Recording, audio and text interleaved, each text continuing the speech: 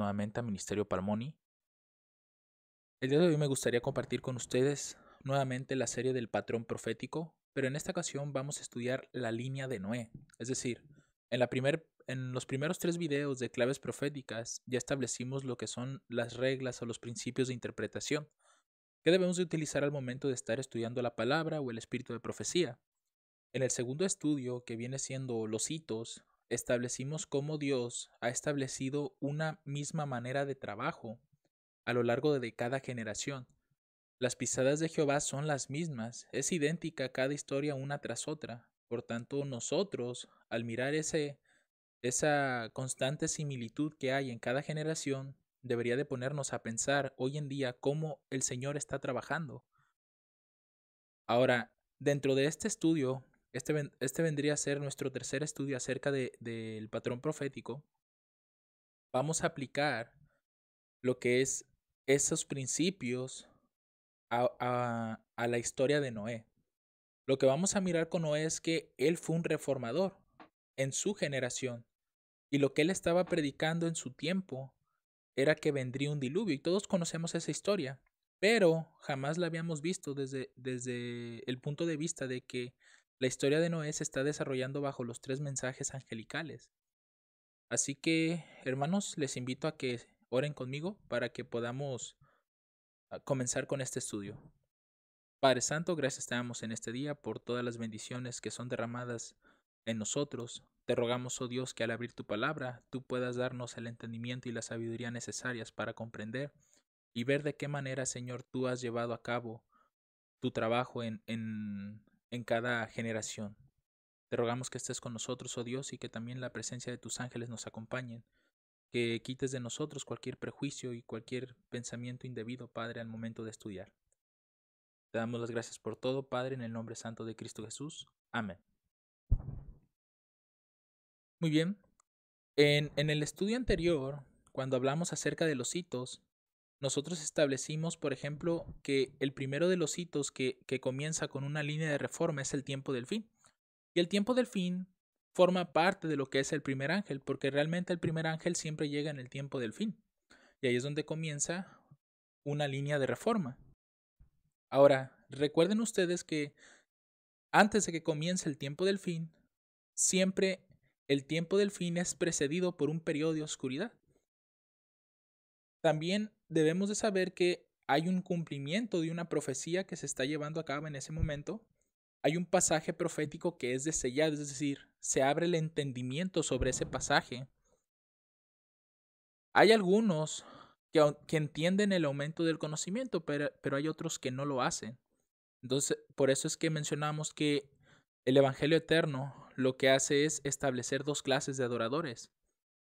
También vimos, por ejemplo, que en una línea de reforma o un tiempo del fin vamos a encontrar que Dios va a preparar a una persona, es conocido como un reformador, pero esa persona es nada más una.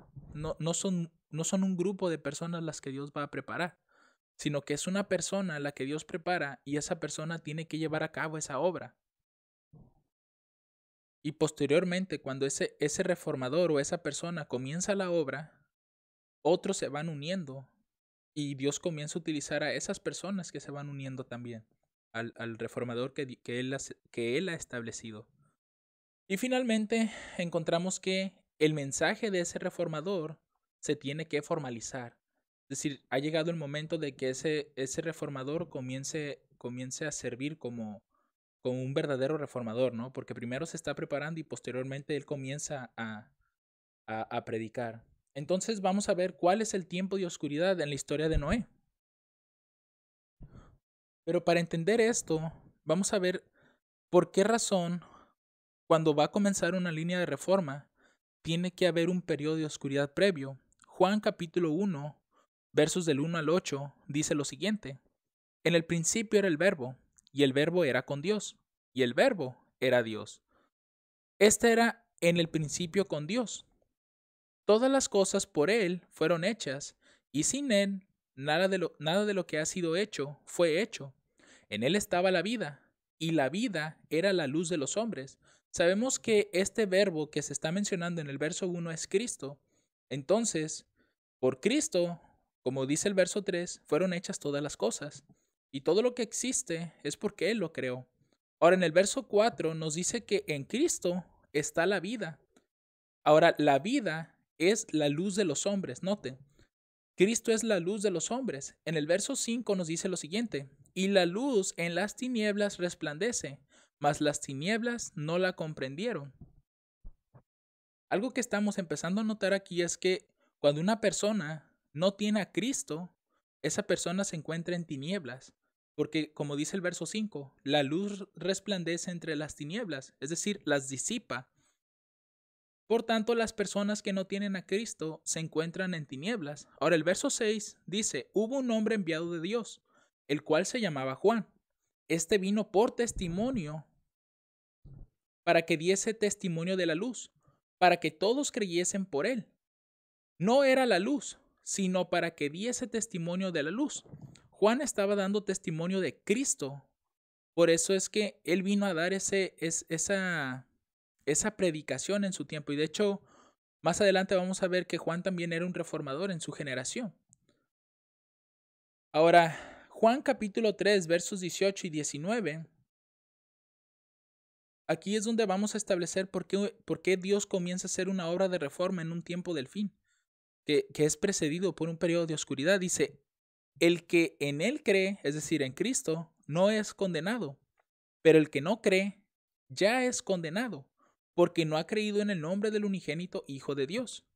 Y esta es la condenación, noten, que la luz vino al mundo y los hombres amaron más las tinieblas que la luz, porque sus obras eran malas. De manera que aquí podemos establecer que el periodo de oscuridad es establecido cuando las personas rechazan a Cristo, porque si Cristo es la luz de los hombres y esa luz es rechazada, las personas entran en tinieblas. Por eso es que cuando va a comenzar un tiempo del fin, es cuando las tinieblas ya están densas en el pueblo y Dios tiene que intervenir. Y es por eso que manda a un mensajero, un reformador. Ahora bien, en la historia de Noé, vamos a encontrar que antes de que Dios comenzara a hablar con Noé, antes de comenzar a preparar a ese reformador, Dios muestra que antes de que sucediera eso con Noé, el pueblo se encontraba en un periodo de oscuridad. Génesis capítulo 6, verso 5 nos describe esta situación. Dice el texto, y vio Jehová que la maldad de los hombres era mucha en la tierra. Noten, la maldad era demasiada en la tierra, y que todo designio de los pensamientos del corazón de ellos era de continuo solamente al mal. ¿Qué nos quiere dar a entender esto? Que realmente la situación espiritual que tenía el pueblo en esa generación ya estaba deplorable. Ya no había, por así decirlo, una pizca de bondad en sus corazones. Todos los pensamientos que ellos tenían era solamente para hacer lo malo, una y otra vez. Ahora, Historia de los Patriarcas y Profetas, capítulo 6, página 60, nos dice lo siguiente, y nos va a mostrar qué fue lo que ocurrió o por qué razón el pueblo entró en ese estado de oscuridad. Dice, atraídos por la hermosura de las hijas de los descendientes de Caín, los hijos de Set desagradaron al Señor uniéndose con ellas en matrimonio. Noten, para empezar, el pueblo se empezó a unir en yugo desigual con los hijos de Caín. Muchos de los que adoraban a Dios fueron inducidos a pecar mediante los halagos que ahora estaban constantemente ante ellos, y perdieron su carácter peculiar y santo. Al mezclarse con los depravados, llegaron a ser semejantes a ellos en espíritu y en obras.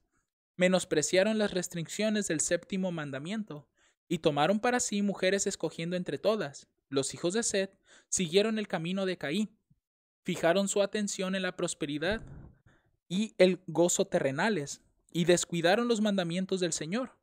Los hombres, habiendo conocido a Dios, no lo glorificaron como a Dios, ni le dieron gracias.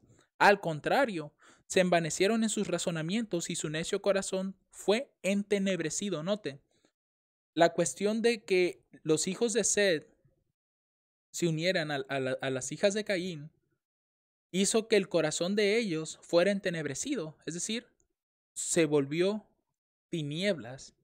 Por tanto, Dios los entregó una mente depravada para hacer cosas que no deben. El pecado se extendió por toda la tierra como una lepra mortal. De esta manera nosotros podemos ver que realmente había un periodo de oscuridad grande en la tierra en los días de Noé. Por tanto, Dios tenía que intervenir, porque de otra manera todo el mundo fácilmente pudo haber perecido. Por eso es que Dios interviene para salvar a los de corazón sincero.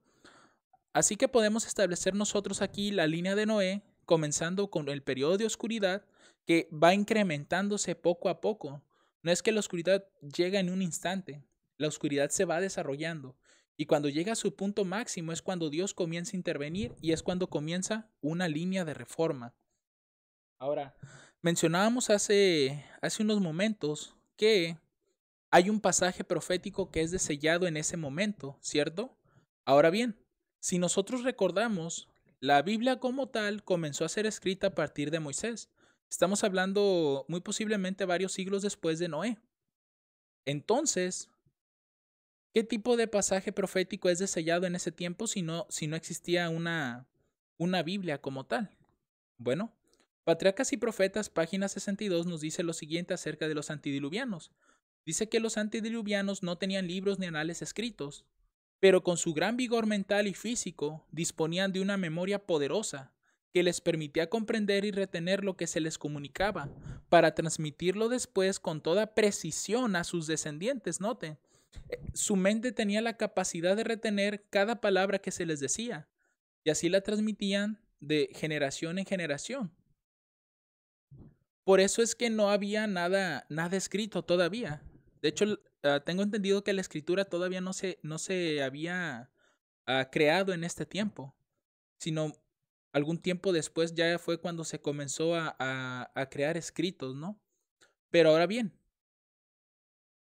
si nosotros citamos ahora Patriarcas y Profetas, el capítulo 6, página 65, nos dice que Dios, antes de que enviara un diluvio, antes de que llegara Noé, Dios le dio un mensaje a un descendiente de Adán.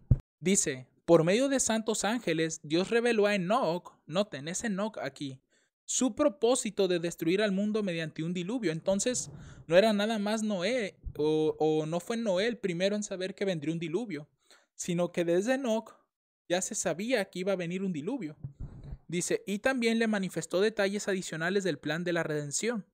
Mediante el espíritu de profecía, lo llevó a través de las generaciones que vivirían después del diluvio y le mostró los grandes eventos relacionados con la segunda venida de Cristo y el fin del mundo. Así que nosotros podríamos decir que aunque no había nada escrito, no había un pasaje profético escrito que pudiera desellarse, pero sí estaba una profecía dada de palabra a Enoc. Entonces Enoc tenía que transmitir ese pasaje o esa palabra a su siguiente generación. Y en este caso esa palabra llegó en este caso a Noé. Entonces es cuando Dios no iba a utilizar a Enoc para hacer esa obra, ni a Matusalén, sino que iba a utilizar a su hijo, a Noé, perdón. Si nosotros buscamos en el diccionario Webster de 1828 qué significa un reformador, vamos a encontrar lo siguiente.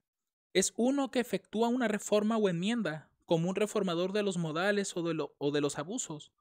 Uno de los que comenzó la reforma de la religión de la corrupción del pueblo, como Lutero, Melanchthon, Calvino, entre otros.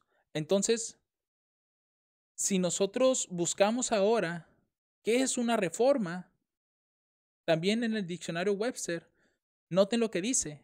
Es cambiar de peor a mejor, modificar, corregir, para restaurar a un buen estado anterior, o para llevar de un estado malo a un buen estado, como para reformar un hombre libertino, para reformar los modales corruptos o la moral. Cambiar de malo a bueno, para eliminar lo que es malo o corrupto, como para reformar abusos, para reformar los vicios de la edad. En otras palabras, cuando Dios levanta un reformador, es porque la situación del pueblo en ese momento es de lo peor. Por eso es que Dios levanta un reformador para que éste haga una reforma y haga que las cosas que estén en el peor estado vuelvan a ser restauradas a lo que era anterior, ¿no? Un buen estado. Ahora, Génesis 6:2 pues ya hemos visto esa parte también en el espíritu de profecía, que viendo los hijos de Dios que las hijas de los hombres eran hermosas, se tomaron mujeres, escogiendo entre todas. Así que a partir de aquí es cuando entra ese periodo de oscuridad, pero en Génesis 6, 8 y 9 nos dice que había un hombre nada más que halló gracia ante los ojos de Dios. Dice aquí, pero Noé halló gracia en los ojos de Jehová. Estas son las generaciones de Noé. Noé, varón justo, perfecto, fue en sus generaciones. Con Dios caminó Noé.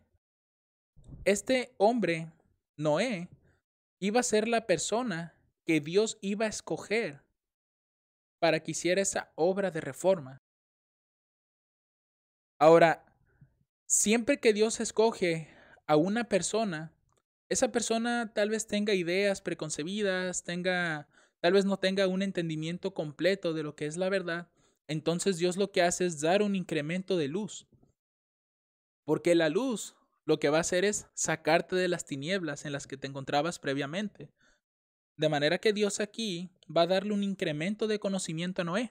Y eso lo hizo en Génesis capítulo 6, versos 13 y 21. Y prácticamente aquí vemos también cómo la palabra que le fue entregada a Enoc se estaba desellando en este momento. Es decir, se estaba abriendo el entendimiento de que ya iba a venir el diluvio. Ya esa era la generación a la que le iba a tocar vivir durante esa crisis.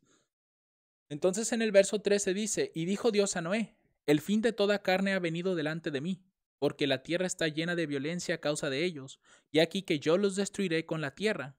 Hazte un arca de madera de gofer. Harás compartimientos en el arca, y la calafatearás con brea por dentro y por fuera, y de esta manera la harás. De 300 codos la longitud del arca, de 50 codos su anchura, y de 30 codos su altura. Una ventana harás al arca, y la acabarás a un codo de elevación por la parte de arriba, y pondrás la puerta del arca a su lado, y le harás piso bajo, segundo y tercero. Y aquí que yo traigo un diluvio de agua sobre la tierra para destruir toda carne en que haya espíritu de vida debajo del cielo. Todo lo que hay en la tierra morirá, mas estableceré mi pacto contigo, y entrarás en el arca tú y tus hijos, tu esposo y las esposas de tus hijos, y de todo lo que vive, de toda carne. Dos de cada especie meterás en el arca, para preservarles la vida contigo. Macho y hembra serán, de las aves según su especie, y de las bestias según su especie, de todo reptil de la tierra según su especie. 2 de cada especie entrarán contigo para preservarles la vida. Y toma contigo de todo alimento que se come, y almacénalo para ti, y servirá de alimento para ti y para ellos. En estos versos que acabamos de leer se puede ver con claridad cómo Dios le está dando un incremento de luz a Noé y le está diciendo que va a venir un diluvio, y que ese diluvio va a traer la destrucción del mundo, de todos los seres vivientes. Ahora, Dios no iba a permitir que su siervo pereciera en ese diluvio, ni tampoco aquellos que con corazón sincero quisieran aceptar la invitación de Dios. Así que Dios, cuando va a emitir un juicio sobre la tierra, manda una advertencia, pero también está mandando un método de salvación. Y aquí el método de salvación era que se construyera un arca. Esa arca les iba a proveer un lugar seguro para poder vivir mientras pasaba el diluvio. Obviamente el barco no era lo suficientemente fuerte como para resistir todo ese diluvio, sino que Dios mismo iba a cuidar de ese arca y lo iba a proteger de toda esa crisis. Así que nosotros podemos observar aquí que Dios, cuando está dando un incremento de luz, está mandando una advertencia de que el juicio ya se acerca y de que se tiene que preparar. Por eso es que esto es el primer ángel, porque el primer ángel lo que te lleva es a adorar a aquel que hizo todas las cosas. Y ese es el primer paso del Espíritu Santo, convencernos de pecado. Y es lo que Dios quería hacer en este tiempo. Convencer no solo a la familia de Noé o a Noé mismo, sino también a aquellas personas que quisieran salvarse. El mensaje de Noé las iba a tratar de llevar a un arrepentimiento. Claro, el Espíritu Santo iba a estar interviniendo en esa obra, ¿no? Pero Dios iba a lo iba a volver su instrumento escogido para hacer esta determinada obra, ¿no? La historia de la redención, capítulo 8, página 64, nos muestra un poco más detalles acerca de estos versos que acabamos de leer. Dice, más de 100 años antes del diluvio, el Señor envió un ángel al fiel Noé para hacerle saber que no tendría más misericordia de los miembros de la raza corrupta, pero no quería que ignoraran su propósito. Noten, instruiría a Noé, noten, nada más a una persona, y lo transformaría en un fiel predicador para advertir al mundo acerca de la destrucción que se avecinaba, a fin de que los habitantes de la tierra no tuvieran excusa. Por eso es que les menciono que cuando una línea de reforma va a comenzar, Dios no elige a muchas personas para que se haga esa reforma. Dios elige a una sola persona. Dios prepara a esa persona, lo instruye y lo transforma para que esa sola persona comience a dar la advertencia al mundo.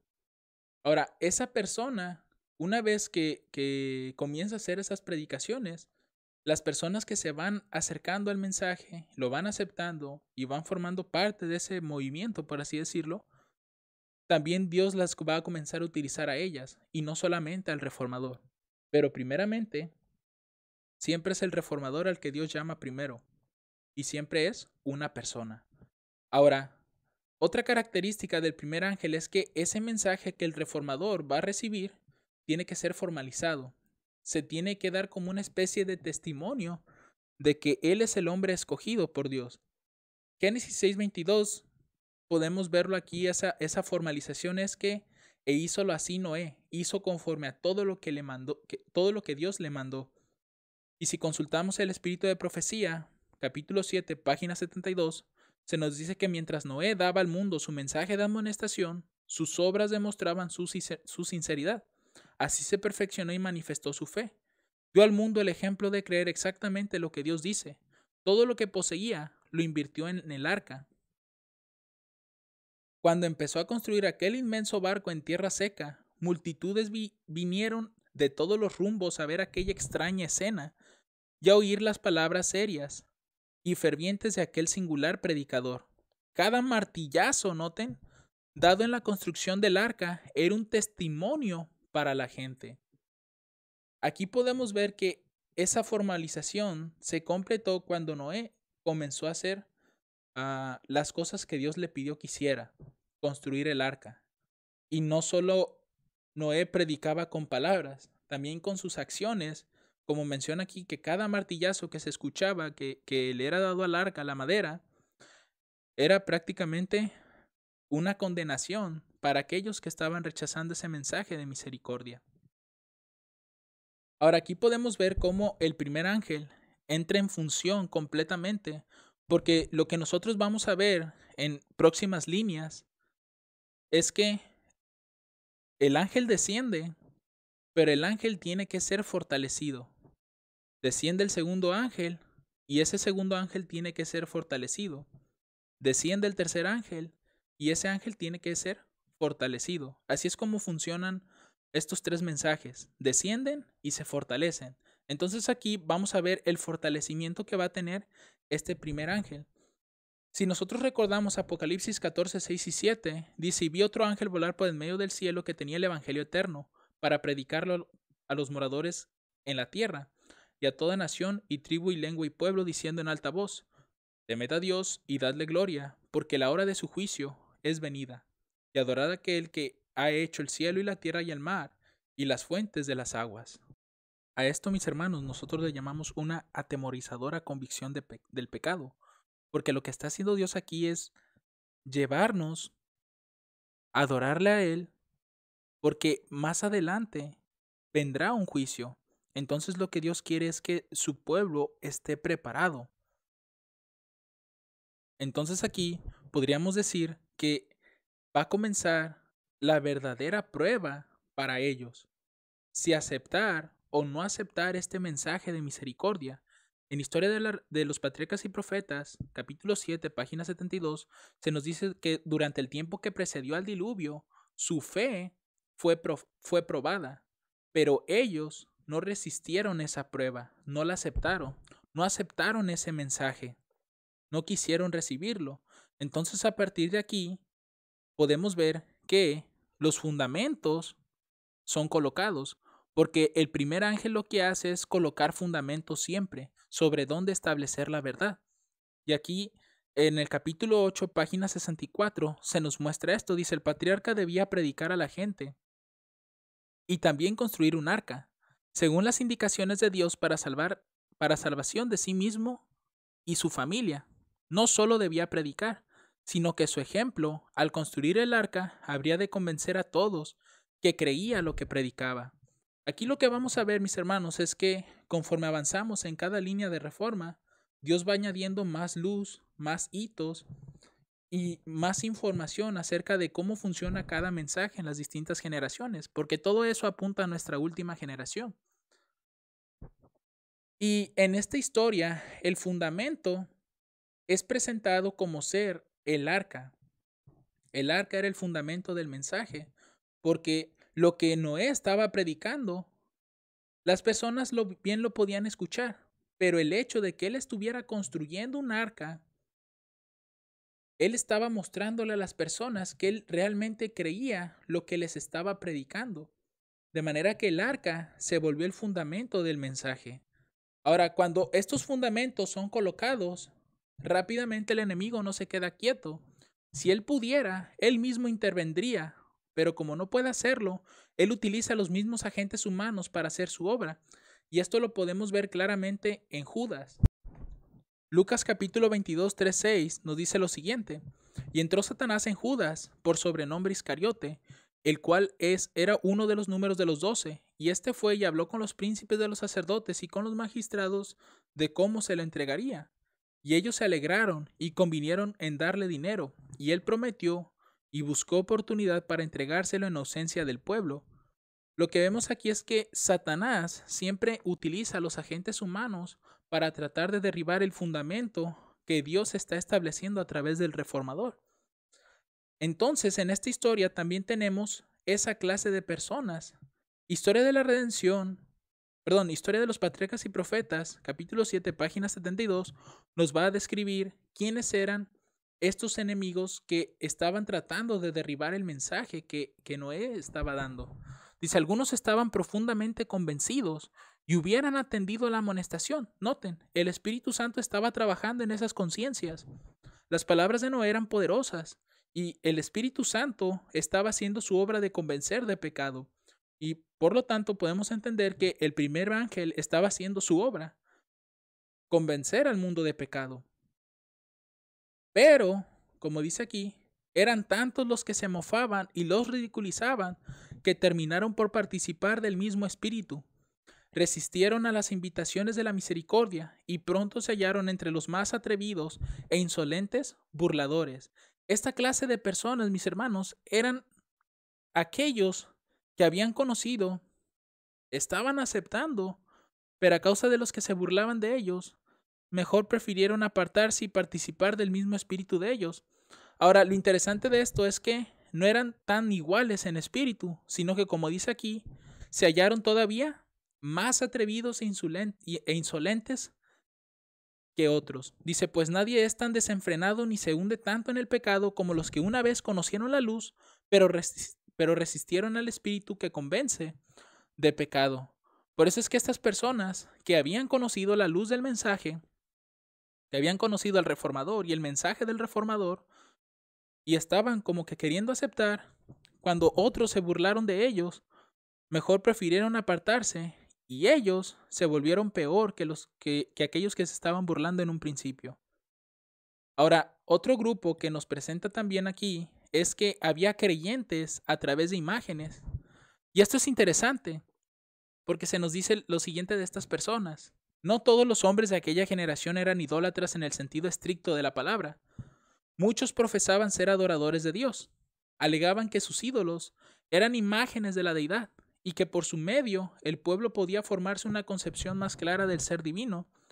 Prácticamente ellos habían hecho imágenes que representaban aparentemente al Dios verdadero. Solamente que ellos buscaban tener como algo visible para representarlo. Por eso es que menciona al principio que no todos eran idólatras en el sentido estricto de la palabra, porque sabemos que la idolatría se basa en que se crean otros dioses. Pero aquí estas personas creaban aparentemente imágenes a imagen y semejanza del Dios verdadero. Dice, esta clase sobresalía en el menosprecio del mensaje de Noé. Al tratar de representar a Dios mediante objetos materiales, cegaron sus mentes en lo que respectaba a la majestad y el poder del Creador. Dejaron de comprender la santidad de su carácter y la naturaleza sagrada e inmutable de sus requerimientos. Entonces también este era otro grupo de los que estaban ahí que se estaban oponiendo fervientemente al mensaje que Noé estaba dando. Además de esto, aparecieron hombres de ciencia. Ya tenemos burladores, tenemos personas que eran creyentes, entre comillas, a través de imágenes, pero ahora tenemos hombres de ciencia. Dice, no fueron las multitudes o las mayorías las que se colocaron de parte de lo justo. El mundo se puso contra la justicia y las leyes de Dios. Y Noé fue considerado fanático. Satanás, al tentar a Eva para que desobedeciera a Dios, le dijo, no morirás, no moriréis.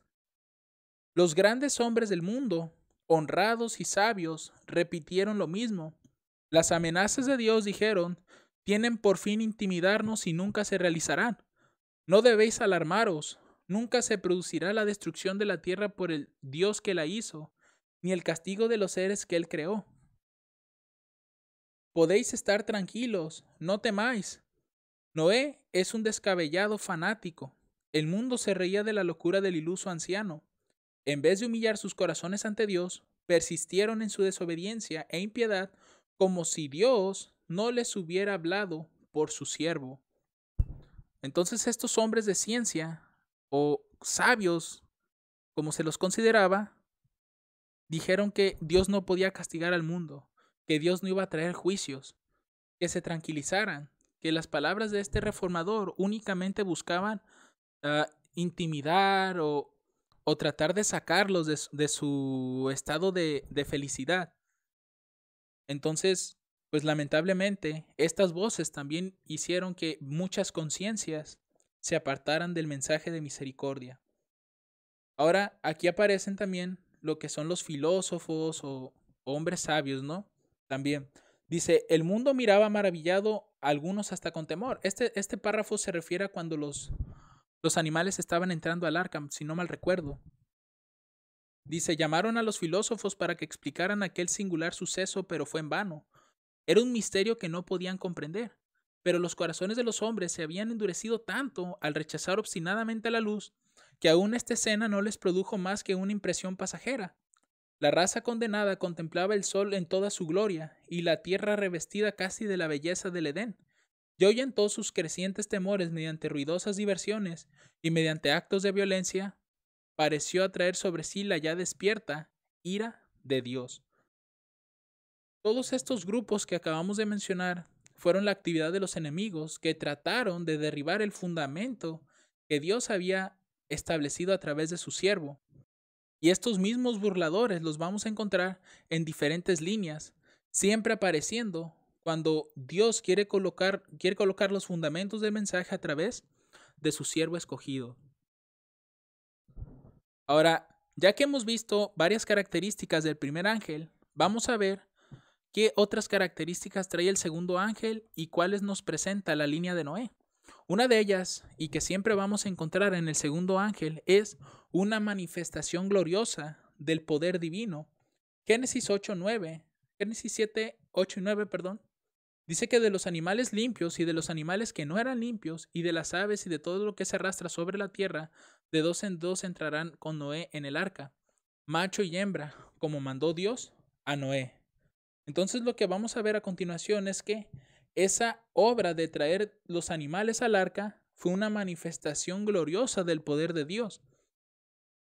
Porque esos animales, si ustedes recuerdan, cuando entra el pecado al mundo, hubo animales que cambiaron su forma de alimentarse, se volvieron carnívoros.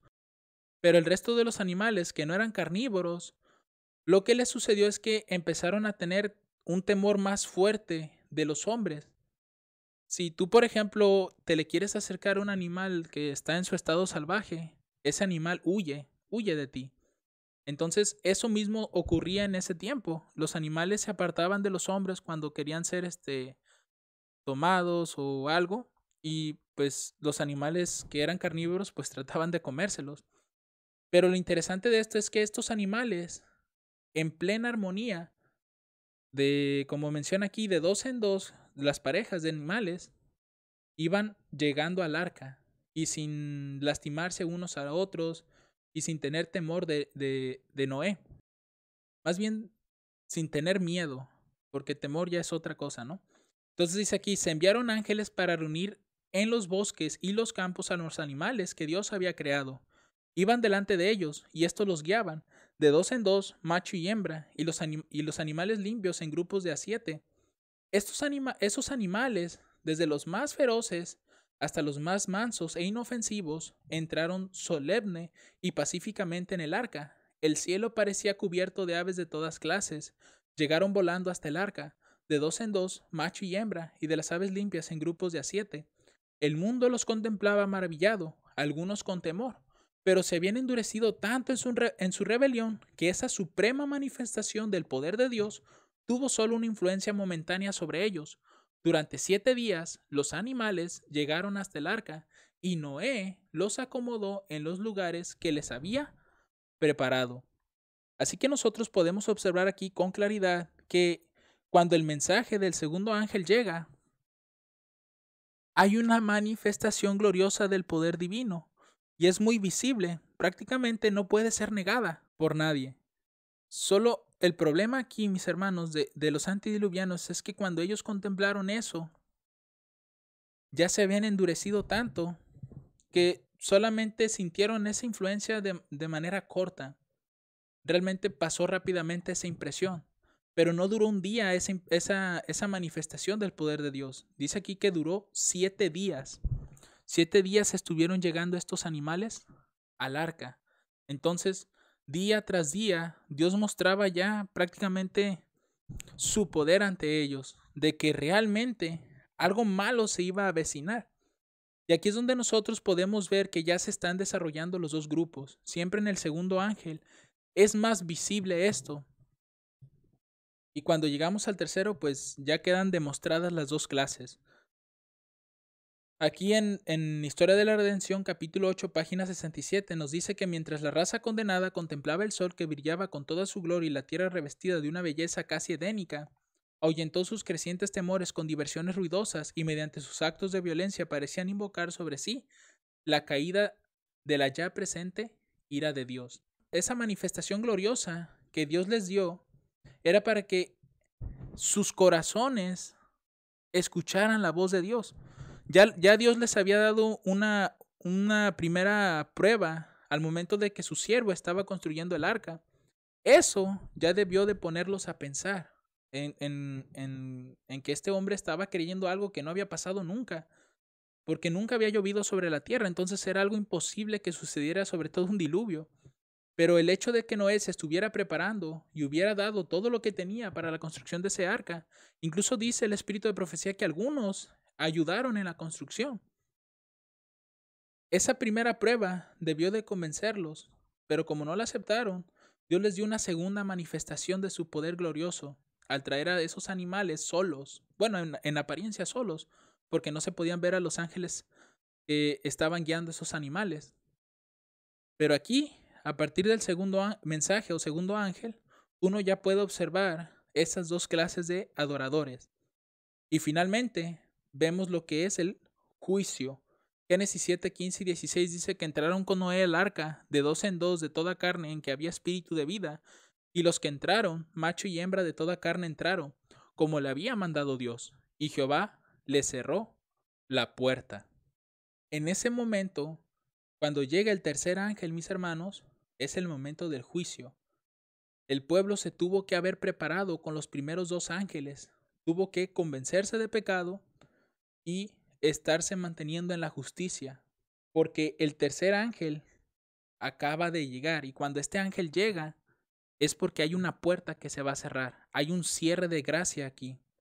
Y es lo que podemos ver. Historia de la Redención, capítulo 8, página 68, nos dice lo siguiente. Todo estaba listo entonces para cerrar el arca, cosa que Noé no podía hacer desde su interior. La mofadora multitud vio un ángel que descendió del cielo revestido de un resplandor semejante al de un relámpago. Cerró la maciza puerta exterior y emprendió de nuevo su viaje rumbo al cielo. Increíble esta escena, mis hermanos. Dios permitió que el ser humano pudiera ver la presencia de un ángel que descendía y sellaba la puerta. Prácticamente, eso ya era la condenación para toda la humanidad que no quiso entrar en el arca. Prácticamente quedaron perdidos todos ellos. Ahora, nosotros podemos ver también estos tres pasos o estos tres ángeles establecidos en el arca. Recuerden que Génesis 6:16 nos dice que una ventana harás al arca y la acabarás en un codo de elevación por la parte de arriba, y pondrás la puerta del arca a su lado, y le harás piso abajo, piso segundo y tercero. En otras palabras, estos tres pisos que tenía el arca, como era el método de salvación, y el método era pues los mensajes de los tres ángeles, era claro ver que los tres pisos también representaban estos tres ángeles, representaban los mensajes que pueden salvar al hombre en la condenación del juicio. Pero lamentablemente, los antediluvianos no aceptaron ese mensaje, lo rechazaron completamente. Entonces, pues Dios ya no tuvo más, ya no pudo hacer más por ellos. Ahora, aquí en este tercer mensaje, mis hermanos, no solamente encontramos que hay una puerta cerrada, es decir, hay un cierre de gracia, sino que además podemos ver que aparece el número 7 y también hay un chasco. Siempre en el tercer mensaje tiene que estar el número 7 representado ahí de alguna forma y hay un chasco. Aquí el número 7 está representado por lo que vivió Noé en el arca. Dice Génesis 7, versos 4 y el verso 10. Porque pasados aún 7 días, yo haré llover sobre la tierra. Es decir, cuando Noé y su familia entraron al arca, estuvieron ahí 7 días dentro del arca sin que viniera lluvia, sin que viniera el diluvio. Dice, yo haré llover sobre la tierra 40 días y 40 noches, y raeré de sobre la faz de la tierra todo ser viviente que hice. Y sucedió después de 7 días que las aguas del diluvio vinieron sobre la tierra. Entonces aquí vemos representado el número 7 con claridad. Siempre en el tercer paso o en el tercer ángel, siempre está presente el número 7. Siempre está ese símbolo. Ahora, aquí podemos ver también un simbolismo de lo que es el chasco. Historia de los patriarcas y profetas nos dice lo siguiente. Durante 7 días después de que Noé y su familia habían entrado en el arca, no aparecieron señales de la inminente tempestad. Durante ese tiempo se probó su fe. Fue un momento de triunfo para el mundo exterior.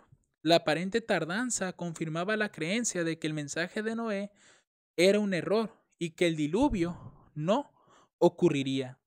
Así que podemos ver con claridad que Noé aquí, al momento de que él fue probado durante todos esos 7 días y que no pasaba nada, él sintió ese chasco en su corazón de que no estaba sucediendo nada. Pasó el primer día, el segundo día, el tercer día. Su fe estaba siendo probada realmente.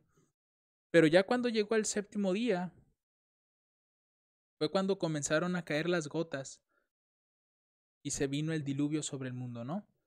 Entonces aquí es donde aparece el cuarto mensaje o el cuarto ángel, que nosotros sabemos que representa lo que es la lluvia tardía o la lluvia temprana, ¿no? Al mismo tiempo, son las dos lluvias las que están representadas ahí en el cuarto ángel. Génesis 7, 10 y 12, 10 al 12 nos dice que sucedió después de 7 días que las aguas del diluvio vinieron sobre la tierra. El año 600 de la vida de Noé, en el mes segundo, a los 17 días del mes, aquel día fueron rotas todas las fuentes del grande abismo y las cataratas de los cielos fueron abiertas. Y hubo lluvia sobre la tierra 40 días y 40 noches.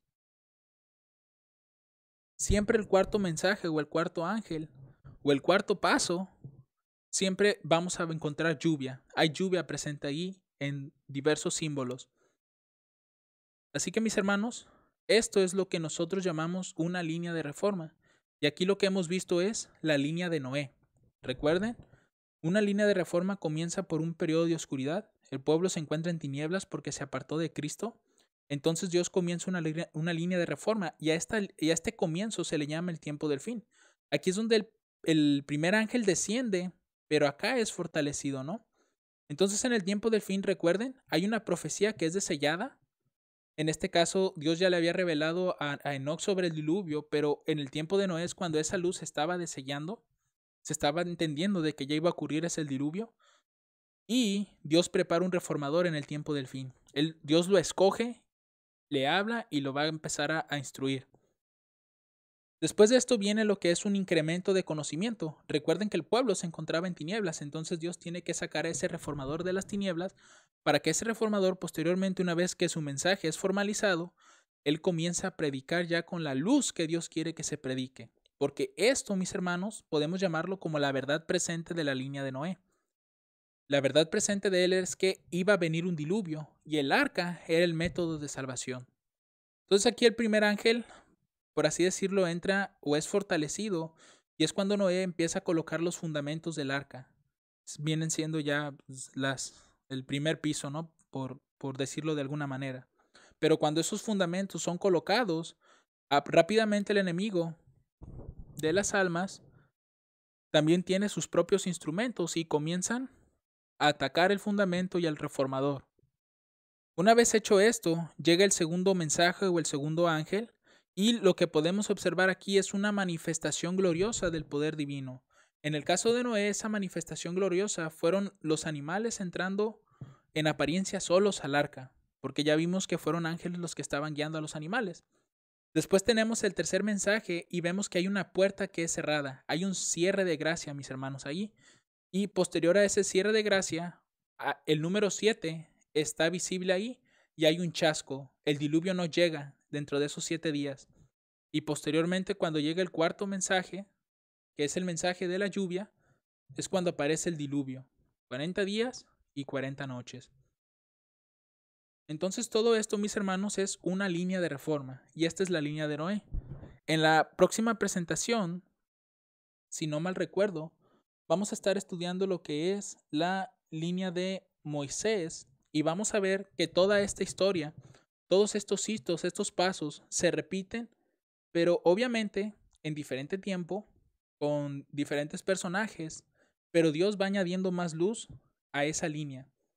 Esto es como una línea básica, ya la línea de Moisés ya trae un poco más de hitos, va a estar un poco más amplia esa línea, pero sigue cumpliendo el mismo patrón. Un tiempo del fin, un primer ángel, un segundo, un tercero y el cuarto.